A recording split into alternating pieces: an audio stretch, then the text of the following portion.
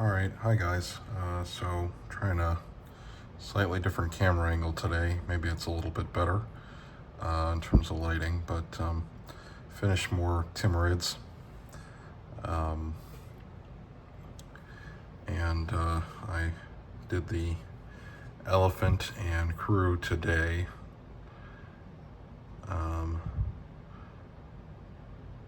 My wife asked if I could add some pink to it, and I said yes, and I think it made it look really good, actually.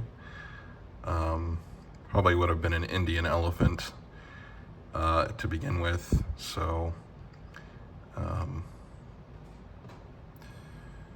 yeah, did green, brass. This is Vallejo, not gold, but this is brass, which I think is pretty versatile color. I think you can use it if you need like a gold, but it's slightly weathered, or it's like one shade darker than like compared to the game color, polished gold. So I like using it, and it's not as and it's also between the bronze, which I also like this color for. But yeah, and then there's the crewmen. And this was pretty challenging to get the howdah attached, so I had to use finally I picked up the this Gorilla Glue, gel glue, which I like a lot for doing metal miniatures. And even then it was a little challenging. I did not glue the crewmen in, I don't know. They kind of fit in there just sitting, so, and plus I fully painted them too. So, and gave the archers some green accents to go along with the elephant. So pretty happy with how this turned out. I'll definitely be buying a few more of these. And then I did a little brown on the elephant's feet to to show like the mud or whatever.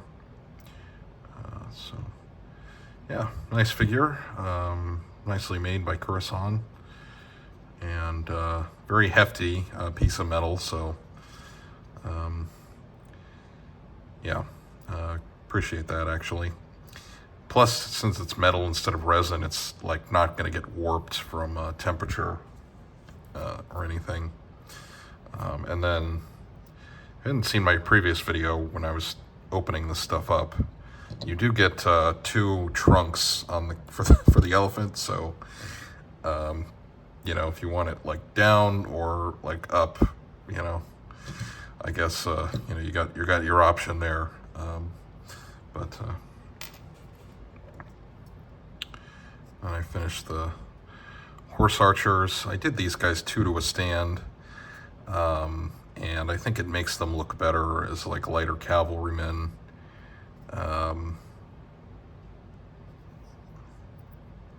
Pretty happy since I switched to using my Vallejo game washes, which were just sitting on my toolkit for a while.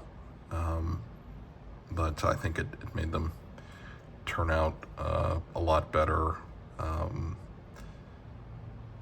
Preserve the bright colors without, see if I can, having trouble focusing. Maybe if I zoom in, that'll be better, but yeah, preserve the bright colors without,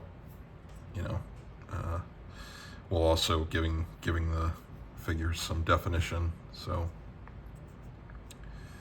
and did red, and this is called, this purple shade is called Oxford Blue. One thing that's nice about doing, I think medieval, especially Islamic armies, but European ones definitely too, is you can really have fun with different colors and,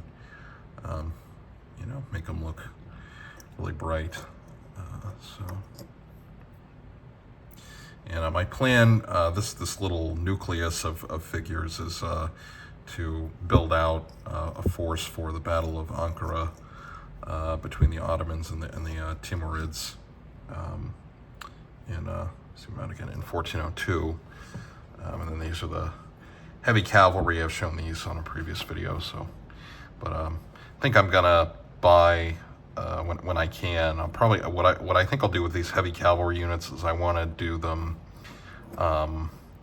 like two by two stands. So front rank of 6, back rank of 6 to make them look denser, and then these light cavalry units, I think I can just kind of keep them, you know, like three stands in a line like this, and do that. Got the other stuff, you know, and I will have to research the Battle of Ankara again, but you know, the sources for that don't really tell you what you want to hear. That's something that I bring up a lot in my videos when you're doing research, especially for these older conflicts. You know, I was looking at one Ottoman Chronicle I have the published edition of, and you know, its description of the battle is pretty short. That's like the earliest one that we have, by an author named Ashik Pashazadeh. You know, he doesn't really tell you too much. Well, I mean, it gives a description. I shouldn't say that. I mean, but you know, it's a very limited description. And the other thing is, like, a lot of these Ottoman authors weren't military people, which isn't necessarily a bad thing, but just the way they write about it is a little different. And then all these sources are written retrospectively. So I have another one called Tariq Behishti, so the history of Behishti, and Behishti is one of these other Ottoman authors, and he's writing about this early period, like even further removed, in the early 16th century. I think he dies like early in Suleiman's reign, so this would be like the 1520s, and his chronicle runs up to 1502. But I think for wargaming, at least, that opens up some, you know, room for interpretation, which can be good, about how to handle some of this stuff. And then in terms of the other features of the project, other than Timurids, I mean, mainly I will just have to get some of the earlier Ottoman units, the Janissaries with slightly different headgear and things like that, and then also the early Ottoman foot troops, so like the Azabs with spears, and then the Yaya, the peasant archers with bows, and then the Janissaries with like the different headgear with bows and stuff. So yeah, that's what I've got going on. And then the next thing to paint, I've got Tamerlane himself, and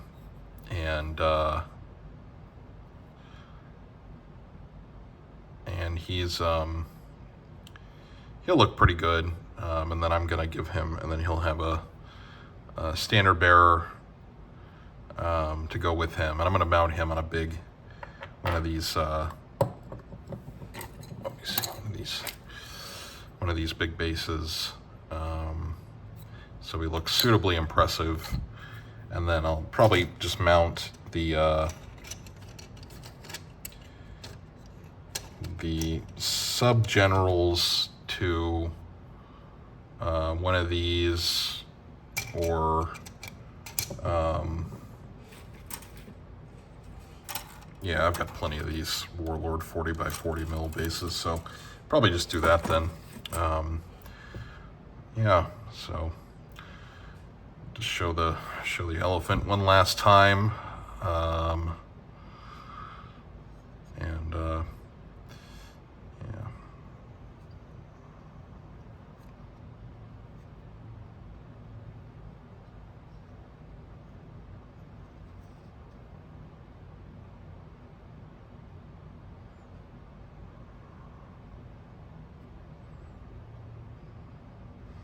All right.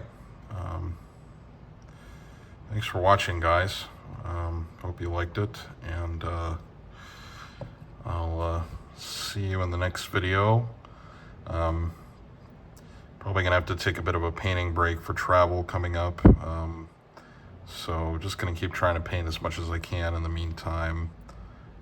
Helps me relax a little bit too. So we'll see how, I'm probably going to do the pikemen first. So see how many of these pikemen I can paint up, and then, you know, start working on some of these early Italian wars, stratiots.